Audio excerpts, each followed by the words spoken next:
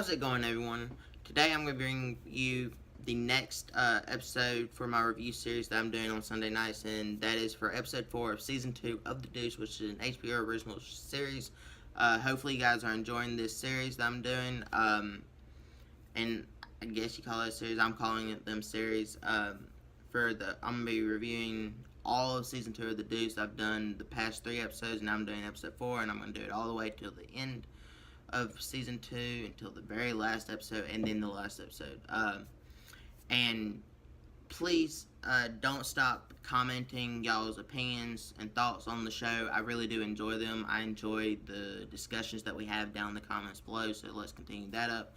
Also, if you aren't, check out on Tuesday nights, I have another show that I'm reviewing, and that is for FX's spin-off of Sons of Anarchy, The Mayans MC. And that's for season 1. This week will be the 5th episode of that show. So, check it out. We're about halfway through with that show, and I think we're halfway through with this season 2 of The Deuce. So, a lot of good content, a lot of fun discussions to have with both shows. Without further ado, let's just dive right into this. So, if you don't already know, this show stars James Franco and Maggie Gyllenhaal. The reason why I named just those two, because there are so many other phenomenal actors and actresses, like so many, even the side characters or extras are just really good.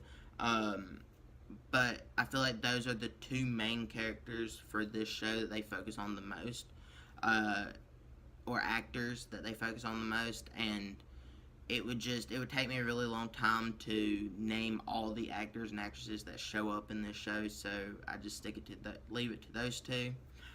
Also, this episode was directed by Uter Breezewitz. Hopefully I said their name right. And yeah, without giving any spoilers, this is my basic synopsis for the show of this episode. And it is for Candy is frustrated with the progress of her new film while Larry prepares and shoots his first ever porn scene.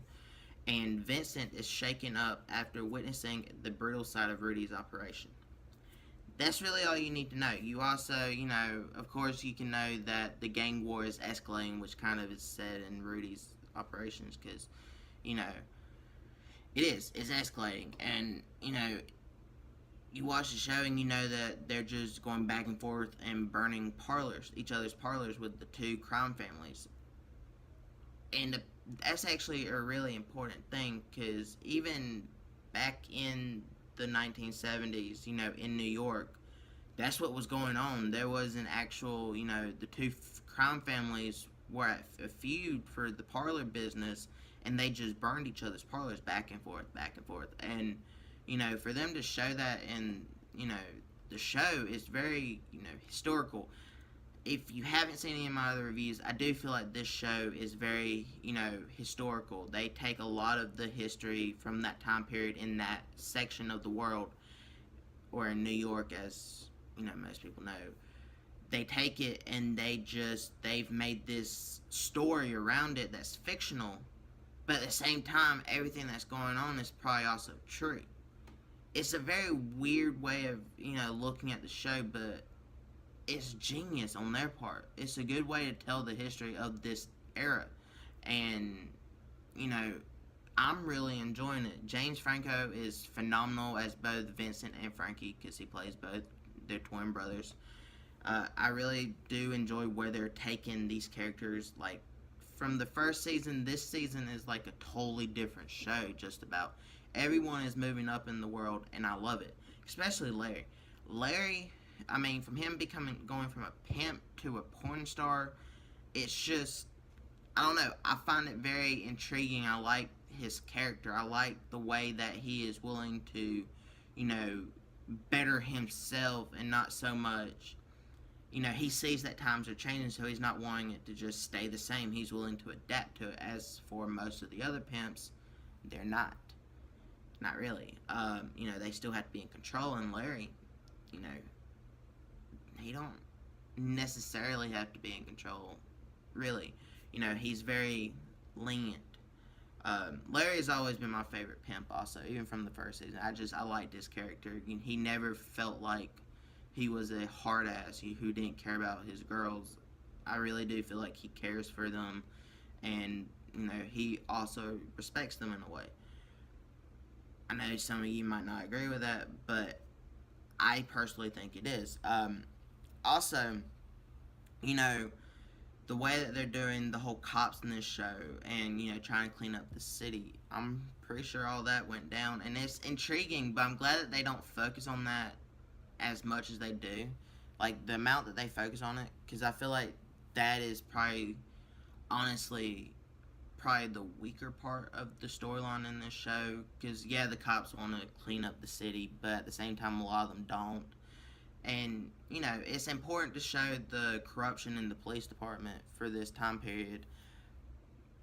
But I'm just glad it's kind of a second storyline interweaving into the main storyline with Vincent and, the mob. Because ultimately, the whole show involves, circles around Vincent, Abby, and, Rudy's operation and everything. Yeah, it focuses on the porn industry, and all of them are getting in, they're all in the porn industry. It's just, that's what this show is. It's not so much trying to clean it up. It's always been focusing on, the whole underside of, the pimps, the hoes, the porn stars. That's what this show focuses on, not so much the cops. And I like that they have never, tried to get away from focusing on everyone and just focusing on the cops. I really do like that. The acting is phenomenal. Like I've said, the directing for this episode was great. The costume design, the time period, they really embraced the time period and every little, thing. It's just, it looks like you're watching something that could have been filmed in 1970. It's just, they recreate their own set. I've listened to, behind the scenes and stuff, and they really go all in with this. The costume design, though, is phenomenal.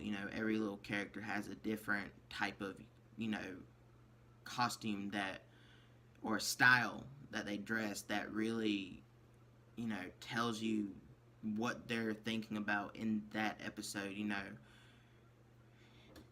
Hopefully that came out right. You know from like where Lori started dressing from the beginning. If you go back to the very first season, it has the characters developed and changed their personality. Some of them still dress the same, but other ones, their whole look changed as they changed and where they are now in the story, and I love that.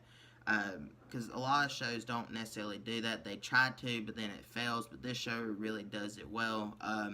The set pieces, the cinematography, all of it is just phenomenal.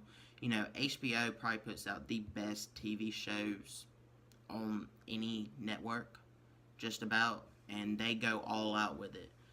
So, HBO, you are doing a great job, and keep it up, because in this type of, when people want TV shows like this, you can't half-ass it. You have to full-ass it all the way, and that's what they do all the time. So, yeah, the Deuce episode 4, I like where they're taking this story. It's starting to ramp up with the gang war and how everyone's feeling about every little thing in their life. And I'm very interested in seeing where they're going to take it. I'm also curious on where they're going to end this season, because I can't see how they're going to end it. But I do know it is already picked up for third season, if I'm not mistaken. So yeah, who knows? Hopefully maybe they'll do another time jump, But I know I'm rambling. It's hard to talk in detail, vaguely, without giving anything away. If you'd like me to change that up and give a whole, part of the review with a spoiler, section of it, I can. Just let me know down in the comments. Also, let's just keep talking about, let me know what you guys thought of this episode. If you liked it, if you didn't, if you agree with me, do you like where they're taking the story? But I am going to give episode 4 of season 2 of The Deuce a 5 out of 5 stars. I really did love this episode. I loved everything about it. I loved that they, showed as much of the character as each one needed to show. Each character got a little bit of screen time, and they didn't overuse one or underuse one. It was the perfect amount of screen time for each character. So with a show like that, this is really hard to do, but they managed to do it almost every time. And this episode, it was just perfect. So yeah, 5 out of 5 stars. Like I said, let's talk about it down in the comments. I really do enjoy y'all's comments and talking to you and stuff like that. Also, in the description, I have links to my Instagram, Twitter, and Facebook pages. You can click on over there for updates on my personal life, things I'm working on, things I might not be doing. Might give away some digital copies to movies. So you never know. Also, I go live on Instagram and Facebook every now and again. You could watch me live, talk to me. You could also message me on Instagram or Facebook, and I will carry on a conversation. If you have any video ideas you'd like me to do, either message me over there or comment down below. And any critiques that you have for my reviews on how to make them better, if I feel like they can really improve it, I'll do my best. But yeah, thank you for all the support. I hope you guys are enjoying it. Go follow me over there, and if you like this video, hit that thumbs up button, because it really does help me out. Also, share it with all your friends, family, everyone that you know, and people that you don't know. And hit that subscribe button for more awesome content like this. Also, be on the lookout for my 4K Blu-ray collection update video, because I am going to be bringing that to you sometime this week for the month of September. And I'll catch you guys in the next one. Goodbye.